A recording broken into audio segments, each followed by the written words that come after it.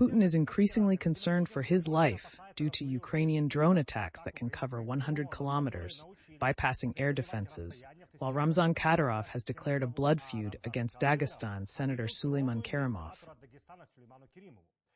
Sergei Jirnov, former KGB foreign intelligence officer of the Russian Federation. Hello, hi, Igor.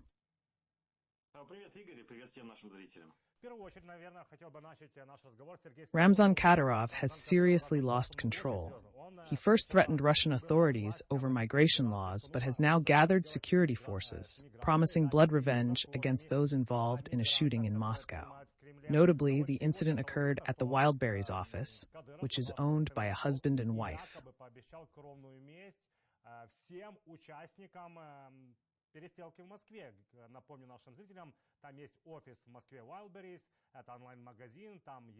On one side, there are the Kadyrovites, and on the other, Shakro Molodoi. How serious is it?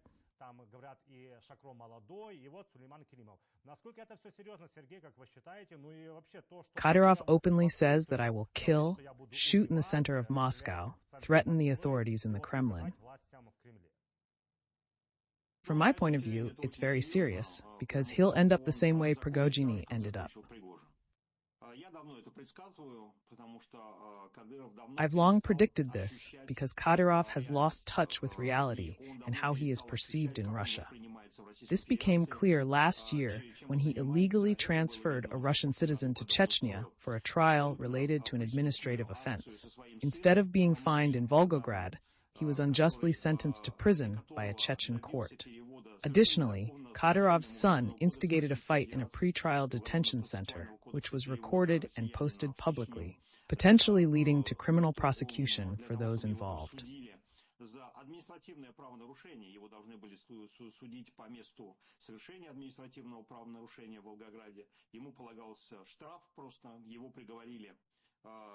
Неправедным судом чеченским к нескольким годам заключения, а перед этим сопливый младший подросток, сын этого самого чеченского руководителя, устроил драку, неизвестно как он проник. We can call him a criminal at once, even before he has been convicted by a court, because the crime is quite obvious. This is what his father, Ramzan Kadyrov, should have been tried for. Instead, some of Kadyrov's Muslim henchmen put orders on him, which disgraced, by the way, all these orders, disgraced the Kadyrov family, disgraced the Caucasus, disgraced the Muslims, and disgraced the Islamic religion.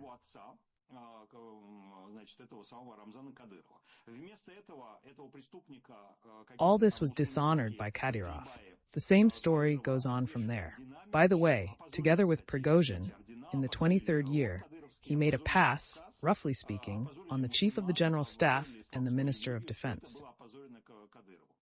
И дальше продолжается такая же история. В общем, он, кстати, вместе с Пригожиным в 23-м году наезжал, грубо говоря, на начальника генштаба и на министра обороны официально тоже. However, he came to his senses in time and played it back. Prigozhin, who did not understand this case, paid with his life. Kadyrov, in this sense, almost paid with his life. There is reason to believe that he was poisoned, and that he almost ended his life in the Central Clinical Hospital in September. He had noticeable changes in the physical characteristics of his body, redness and terrible swellings.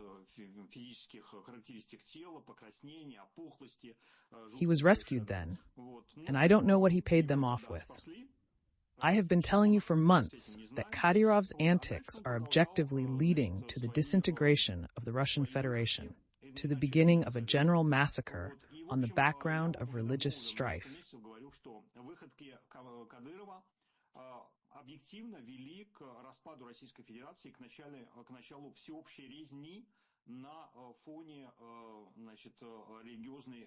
He openly fanned religious hatred in the Russian Federation, which, by the way, made the Zat Vang course, Russian fascists and Orthodox Christians, very tense. It was clear that he was getting away with these antics. Putin visited him, kissed the Quran, gave him some holy books. All of this could lead to nothing but a huge religious massacre throughout Russia. И все это дело не могло привести ни к чему иному, кроме как к возникновению огромной резни религиозной по всей России. Kadyrov went even further, sensing that Putin had completely weakened and was not responding to his antics and provocations against the Orthodox, Russians, and the Russian Federation.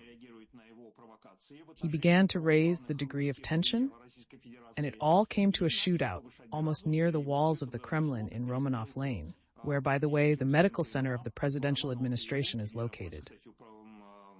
This happened near the administrative buildings of the main presidential administration.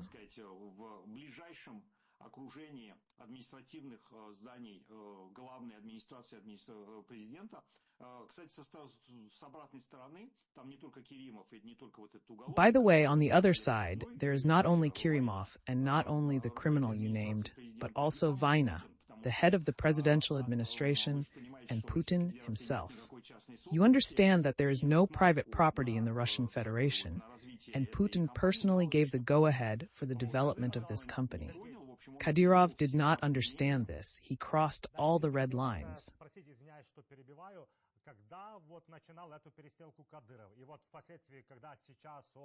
When Kadyrov initiated this shooting and threatened Kirimov, he must have known he wasn't acting alone. Is he aware that Putin is behind this? Is he so brazen? Or has he realized it's the Kremlin and Putin? No, he's brazen like that. He's absolutely brazen, because he realizes that Putin and the Kremlin can't do anything with him. For some reason, they don't want to, and so on. So he provokes everything on purpose.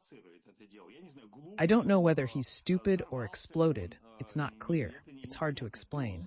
I have the impression that his head has gone off, just as Prigozhin's head went off at one time. Prigozhin also decided that Putin had become weak and could be replaced.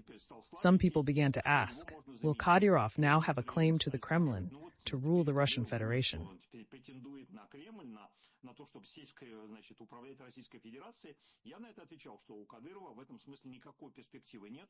I replied that Kadyrov had no prospects in this sense, because he would be killed 30 seconds after he made such claims. Clearly, he did not hear the voice of reason, although his talk about reacting to the persecution of emigrants in the Russian Federation is the only normal thing he has said in the last 20 years.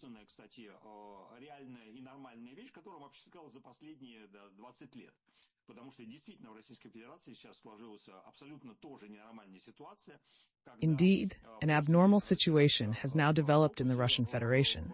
After the terrorist attack in Crocus in the spring of this year, a crackdown began against immigrants, first of all Tajiks, and then it spread to all immigrants and Muslims. In this sense, Kadyrov is right, but only partly, because he himself is provoking this situation with his own behavior. The Tajiks who took part in the terrorist attack provoked this reaction, and Kadyrov is provoking the same reaction with his behavior. Точно так же, как таджики, которые участвовали в этом теракте, они спровоцировали такую реакцию, и Кадыров провоцирует всем остальным своим поведением такую же реакцию. То есть, на самом деле, чья бы корова мычала, что называется. Вот. Ну и все это дело рано или поздно должно закончиться тем, что точно так же, как, кстати, и Аптел Аудинов, который там от имени Министерства обороны что-то там вякал и тоже... Sooner or later, all this must end up in the fact that, just like Abtel Audinov, who made some noise on behalf of the Ministry of Defense and arranged a showdown at the federal level, the Chechens will bring the country to the point where a huge bomb will be dropped on him. It will blow him up, along with his palace, his family, and all those lackeys, along with his alleged army.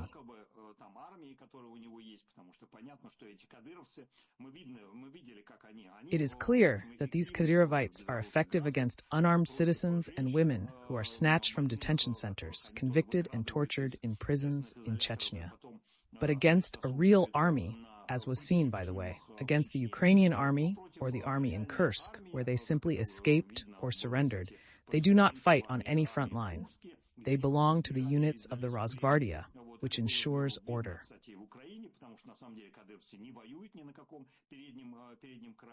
In fact, they are punishers who stand in the second, third, fourth echelons and make sure that no one escapes from the front. All this will end with Kadyrov simply being killed.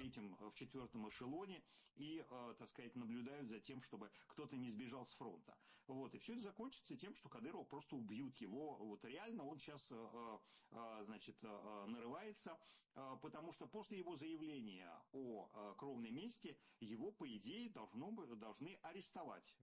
He's on a roll now, because after his blood feud claim, he's supposed to be arrested. За нарушение Конституции и за угрозу убийством, публичную угрозу убийством, за это... Putin should dismiss him as president of the Chechen Republic for violating the Constitution and threatening to kill him. A public death threat is a criminal offense in the Russian Federation. Since it was made publicly, Kadyrov should be immediately dismissed from his post and put in a pretrial detention center with further prosecution. Although we realize that there are no courts in the Russian Federation, there are formalities. Failure to do so will mean that Putin as president is gone. I told you, by the way, a long time ago, that the fact that Putin is hosting a criminal because Kadyrov is a criminal in the Nikita Zhuravell story means that Putin as president, as guarantor of the constitution in the Russian Federation, does not exist. I have to say that for Ukrainians, this is the best news they could have heard from the Russian Federation at all in recent times. You yourself understand, the worse the situation in the Russian Federation, the more such internal problems, the objectively better it is for Ukraine. Sergei, you brought up the Rosgvardia and the whole field of security forces in Russia. We realize that this is such a serious pillar on which Putin's power rests because he is a dictator.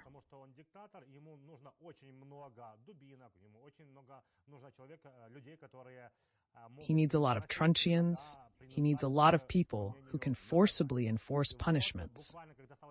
When it became known how the new budget would be formed, the head of the Interior Ministry openly said that he did not have enough money to raise the salaries of district police officers and that there was no money for law enforcers at all.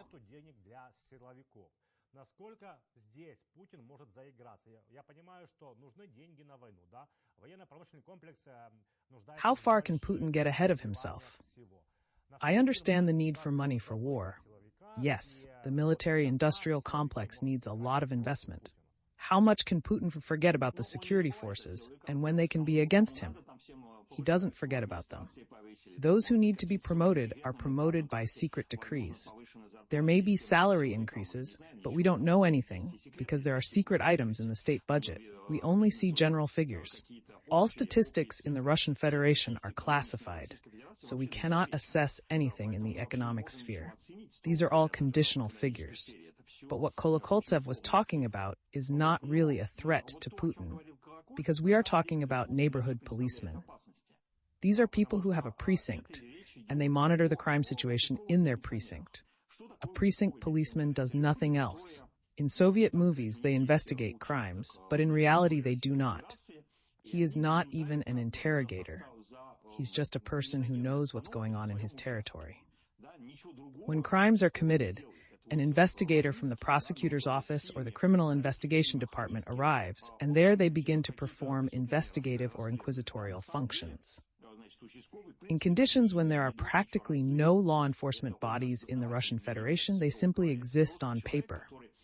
These are bandits who divide property among themselves. Совершается преступление, то туда приезжает либо следователь прокуратуры, либо, значит, уголовный розыск, и там, значит, они начинают совершать какие-то следственные или дознавательские функции. Вот. В условиях, когда в Российской Федерации нет практически сейчас, во-первых, правоохранительных органов, их реально-то уже нету давным-давно, они просто существуют на бумаге. Это бандиты, которые делят, опять же, собственность между собой, с одной стороны. И с другой стороны, когда создана структура и когда создана система, когда все преступники, осужденные законным судом, затем освобождаются из тюрем для того, чтобы идти на так называемую специальную военную операцию, вообще потребность в уголовном розыске в Российской Федерации сейчас вообще отпала, строго говоря. Кому нужно расследовать какие преступления? Вы просто любого человека сажаете предъявляете ему какое-то обвинение и потом вынуждаете подписывать контракт на, значит, войну в Украине. Ничего другого правоохранительная структура... When Kadyrov initiated this shooting and threatened Kirimov, he must have known he wasn't acting alone. Does he realize Putin is behind this, or is he just that brazen?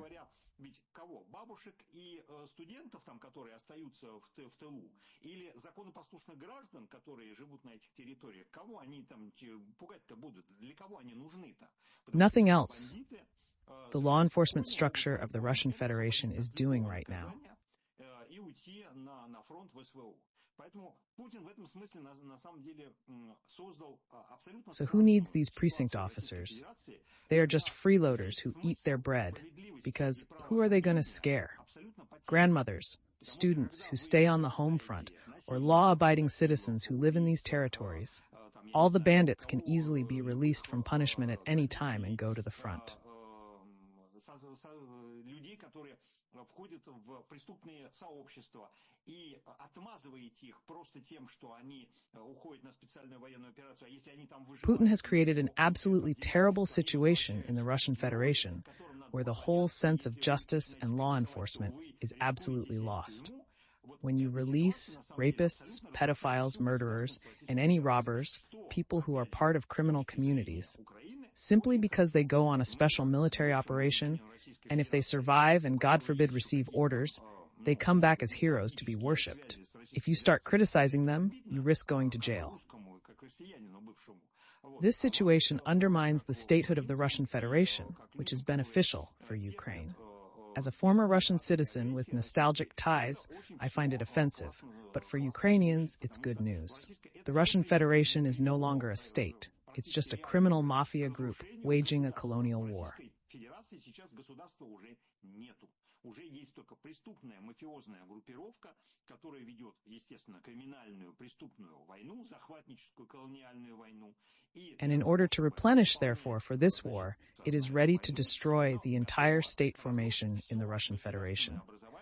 And Putin, in this sense, I have also said many times, but I will repeat, his main task, objectively, is the destruction of the Russian Federation as a state. He has been very successful in this task during his 25 years.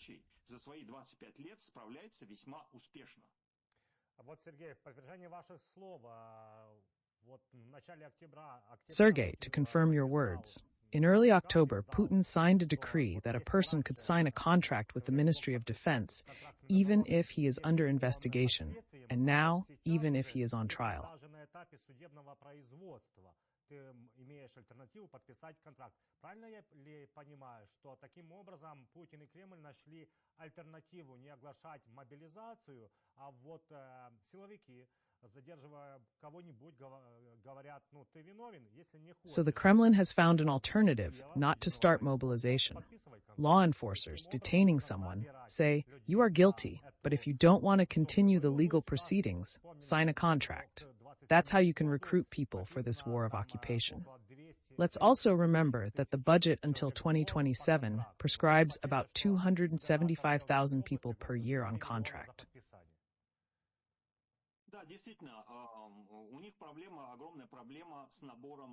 The last thing that the governor of the Belgorod region announced was 3 million for signing on.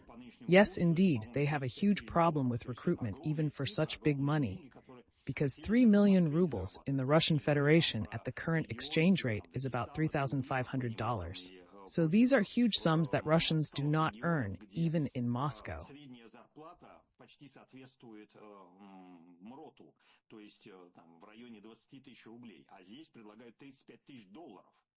I'm not talking about regions like Dagestan or Tiva, where the average salary is almost equal to the minimum wage, i.e. about 2,000 rubles. Here they offer 3,500, but they can't find people, because everyone who wanted to, first for $2,000, then for $10,000, now for $20,000 or $35,000, has already gone to the front. Putin cannot announce mobilization, because it could provoke a revolution. Mobilization forces people who don't want to fight to take up arms, which is dangerous. A similar situation occurred in the Russian Federation from 1914 to 1917, when Russians were compelled to fight on the German front.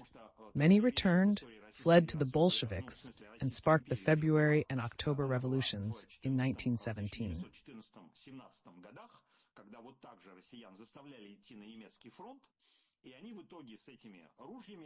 This is how mobilization can end if it is officially declared.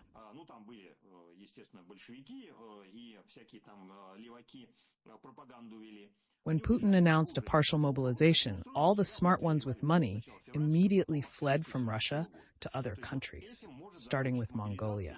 So the story with the use of law enforcement agencies and release from inquiry and investigation by signing a contract is really a hidden mobilization. And paradoxically, this is the best form for Putin, because when you announce mobilization, the man says,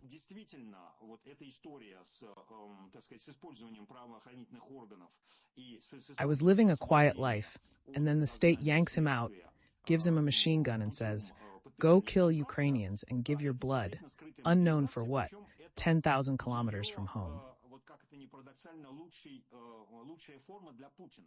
Потому что, когда вы объявляете мобилизацию, то человек говорит, я жил своей спокойной жизнью, а меня второй раз, и государство выдергивает, дает в руки автомат и говорит, иди, убивай украинцев и отдавай свою кровь, неизвестно за что.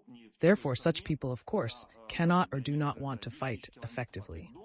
And if you are stopped, as you said, brought to the police station, and a criminal case is hanged, then you, conditionally, begin to want to get out of this case. А если вас останавливают, как вы рассказали, значит, приводят в участок и вам вешают уголовное дело, то, условно, вы как бы сами начинаете хотеть как-то от этого дела отмазаться. And then there is an opportunity not only to get away with it, but also to make a lot of money. Then the person says, this is not the worst thing, because he already imagines himself in prison where he may be raped or where he will die of tuberculosis, AIDS, or violence of criminals. But here they give him a machine gun and $35,000 in a lump sum, and then $200, $300 a month to his family.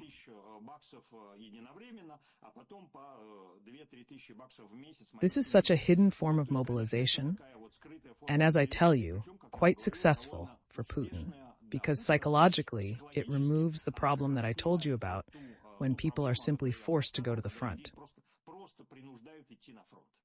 Sergei, in more than 2.5 years of full-scale invasion, it seems that Putin and his cohorts have come up with a new way to scare with nuclear weapons. I recall that before the meeting between Biden and Zelensky, Putin gathered his associates, but they were sitting very far away, and Putin changed the nuclear doctrine. Then Medvedev said that Belarus could also turn if the AFU came into Belarus and hit with nuclear weapons. Today, Putin expanded the powers of the Ministry of Defense in the sphere of nuclear weapons.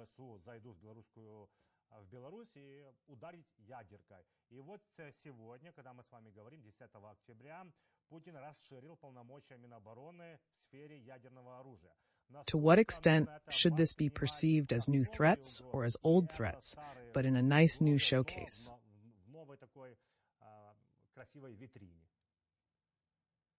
First, it hasn't all happened yet. When you said he met with associates to change the nuclear doctrine, that's not accurate. He met with only 9 people, 3 of whom were not Security Council members.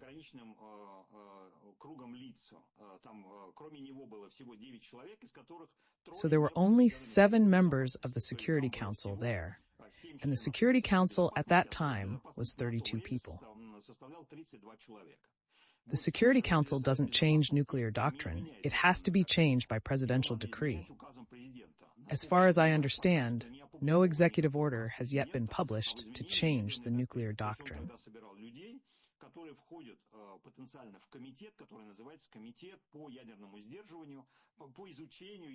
So he was then gathering people who are potentially on a committee called the Nuclear Deterrence Committee, the Nuclear Deterrence Study Committee. That's the kind of advisory body that advises Putin on something. Roughly speaking, they consulted among themselves out loud to scare the West. Но указ Путина о изменении ядерной доктрины, пока что я его не видел, он не подписан, он не опубликован.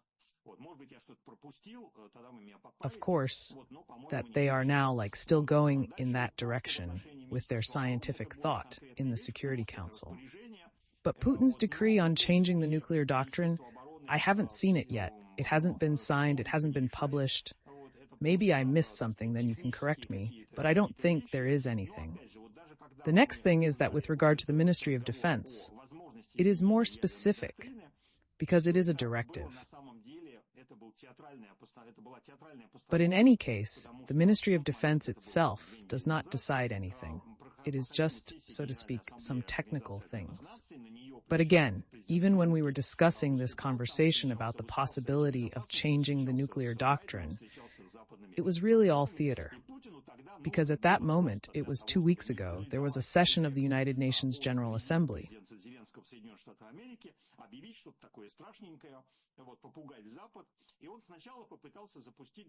President Zelensky came to it, spoke there, met, addressed the Security Council, met with Biden, met with Western partners.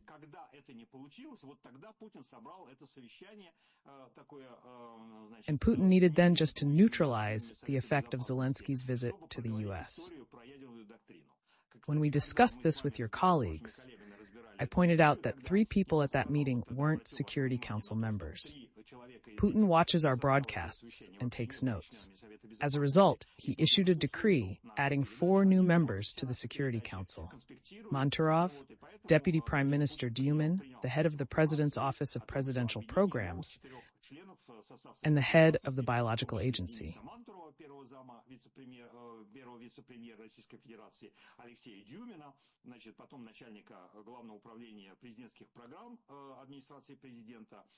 This shows they listen to us, and Putin sometimes makes adjustments to avoid looking foolish in the eyes of the international community.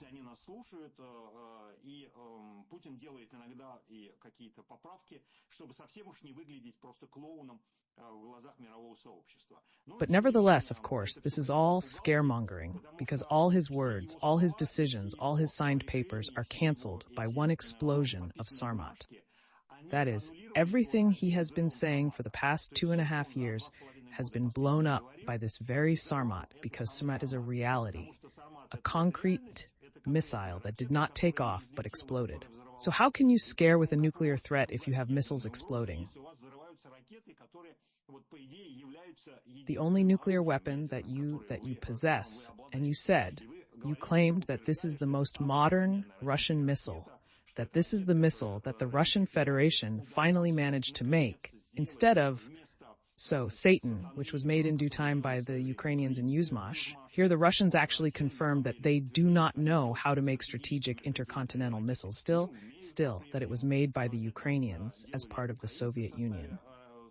So, when things didn't go as planned, adjustments had to be made on paper.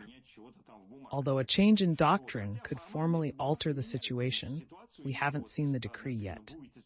If it changes, it could bring the world closer to the threat of nuclear catastrophe by lowering the threat level. The Russian Federation is essentially the only recognized nuclear-armed state that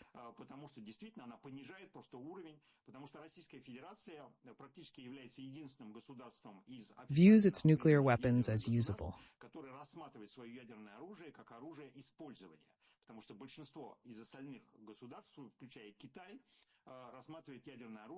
Most states, including China, see nuclear weapons as deterrents and rule out their first use. China is particularly annoyed by Russia's nuclear rhetoric, especially after Medvedev, Putin's deputy on the security,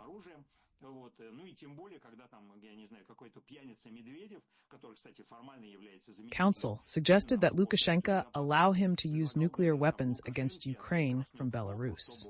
He hasn't formalized this yet, but it reflects Putin's increasing fear for his life. Спасибо, Сергей, за разъяснение. И действительно, никакого еще не подписывал указа, да, он только предложил вот на том заседании. Вспоминал уже в начале нашего разговора о том, что Путин все больше опасается за свою жизнь, а с вами мы не раз говорили, и вы You laid out well that Putin is a coward. He is very afraid for his life. He had a dacha in Sochi, or perhaps he still has one, a residence in Bocharyovo. The main building of this residence was torn down to zero because Putin was last there on March 6, and then only for a few days or one day at a meeting with the head of the IAEA Grossi. And after 2023, he doesn't fly there at all. But until 2023, according to the publication's investigations, he allegedly was there at least 30 days a year, all because of the AFU drones, because he is very afraid. Sergei, how much has Putin's attitude toward moving and flying changed since the full-scale invasion of Ukraine? Yes, the attitude has changed radically. Radically, of course, we can see it quite clearly. Because in Sochi, as you said, he spent time until 2023. He had years when he spent almost 6 months there. They just didn't show it to us, because they built him an almost replica of the Kremlin office there, and we didn't know when he spoke from that office that he was speaking directly from Bocharyov Creek. In fact, he was very fond of Sochi, because he had such a complex, a beggar kid from a Leningrad back alley. He has this complex that if you have everything in life, if you have reached the trough, then the most important thing, the president's favorite thing, is to sit on the state dacha. Skiing, riding scooters, swimming in the pool, sunbathing, and so on. So in this sense, of course, he is a complete sybarite, and Sochi was such an indicator for him. By the way, he built it all for the Olympics, so that he could use state money and the money of billionaires to build full-fledged ski resorts, which, by the way, do not pay off at all.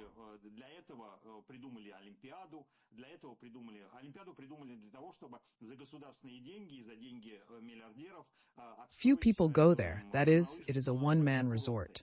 But Putin went for it all. He wanted to make the world capital of tourism, but it didn't work out. Then he simply became afraid to fly there. Because indeed, when the real Ukrainian drones began to reach as far as Olenia, I remind you, it is 1,800 kilometers. Then there were strikes on Engels, which is also 600 to 700 kilometers from Ukraine. So Ukraine has the capability, at least with those 2 drones, to hit the Kremlin dome on May 7th, 2023, to hit Putin anywhere. And the last week, when the oil refinery in Feodosia exploded, you proved that all Russian air defense systems don't work. This was clear before that, but it became obvious as there was a Pantsir complex there, which was unable to protect that oil depot from an airstrike by Ukrainian drones. Accordingly, all these installations that Putin has in Ogaryovo, in Valdai, and in Sochi, he doesn't believe in them. He didn't want to ride in them. I have a suspicion that he was afraid to do so, but he could not confess it to himself. In the presidential administration, because people there know him psychologically, because they have been working with him for 25 years, they came up with an alibi. Let's demolish this building and say that we have work to do there. And now everything will take 5 years to rebuild. You don't look like a coward who is afraid to go to a place. As far as Sochi is concerned, it works. Another thing is that it does not work for Krasnaya Polyana, because there you can come to any hotel. There are chalets where you can stay.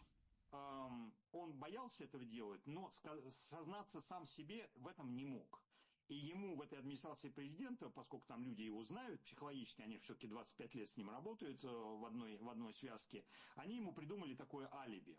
Сказали, что ну давайте мы снесем этот корпус и скажем, что у нас там работы, вот, и это все будет теперь отстраиваться там лет 5. И поэтому, типа, поскольку там все снесено, там, типа, ездить туда не стоит. То есть вы не выглядите как трус, который просто боится ездить, значит, в какое-то место. Ну, в отношении Сочи, вот в отношении Бочарова ручья, это работает.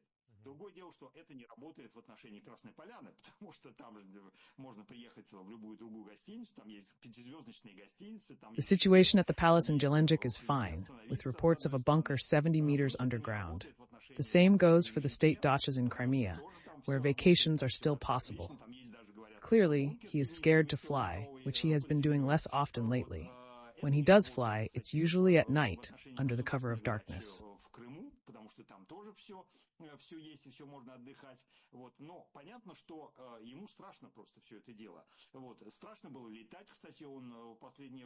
Including, by the way, to the friendliest countries. He flew to Belarus at night, he flew to Uzbekistan at night, he flew to China at night, he came to Taiwan at night. Everywhere he arrived at night, always at night, under the cover of darkness. And, accordingly, when he had trips to the border territories, also at night in Rostov, although we even doubted that it was already the real Putin.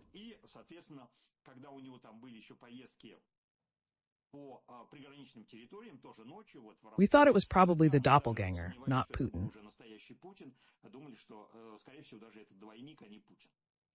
Sergei, and one last question. In June, Putin appointed Belousov's deputy, his niece, Anna Tsivelyova.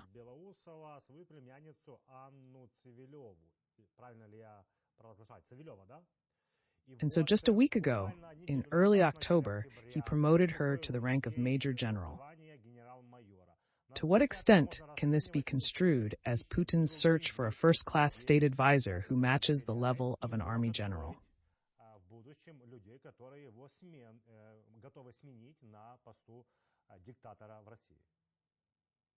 Ну, я вас немножко поправлю, он ей не звание присвоил, а он ей присвоил классный чин, который называется действительный государственный советник Российской Федерации, который, в принципе, соответствует даже не генерал-майору, а генерал-лейтенанту. Вот точно так же, как Белоусов, у Белоусова нет звания, да, но у него есть, значит, вот этот классный чин действительного государственного советника первого класса, который соответствует уровню генерала армии. Поэтому, кстати, то же самое было у Тимура Иванова. By the way, the same was true for Timur Ivanov.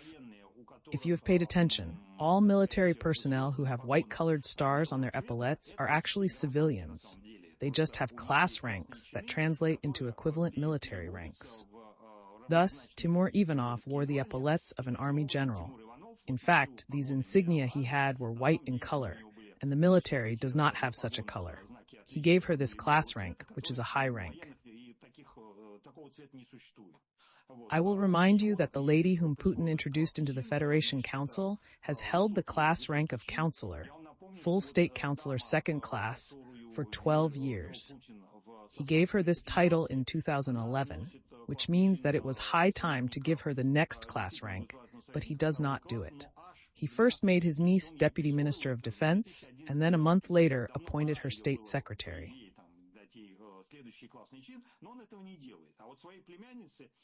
This means that it is now responsible for liaison with all government agencies, including the State Duma and the presidential administration.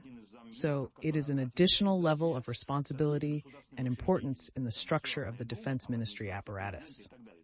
Then he gave her a class rank, but actually the level of deputy defense minister is higher than the one he gave her. But it caught our attention because she is his niece. Her husband is a minister. We thought he would promote his daughters, but he leaves them in place and promotes them through his cousin's line.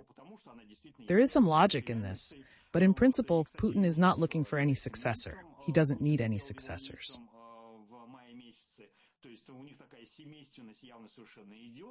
И если вы обратили внимание, кстати, эта семейственность совсем не по той линии, о которой мы ждали. То есть мы ждали, что он своих дочерей начнет куда-нибудь там продвигать и делать с какими-то там высокими чиновницами.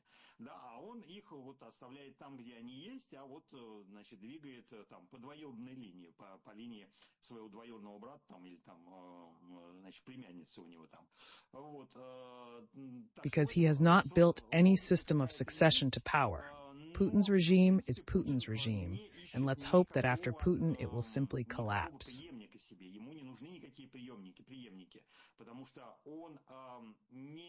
Although we unfortunately have a negative example,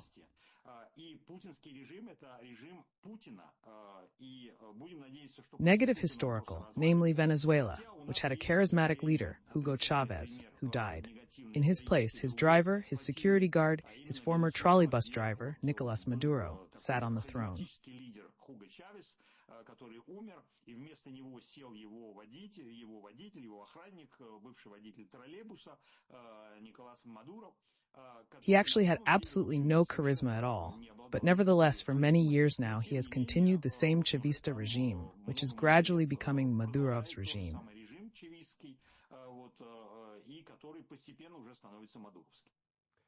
Sergei, thank you for this conversation and for taking the time to discuss the ongoing processes in Russia. I'm going to guess Serguei Jirnov was with us. Comment, like, subscribe, and share our conversation.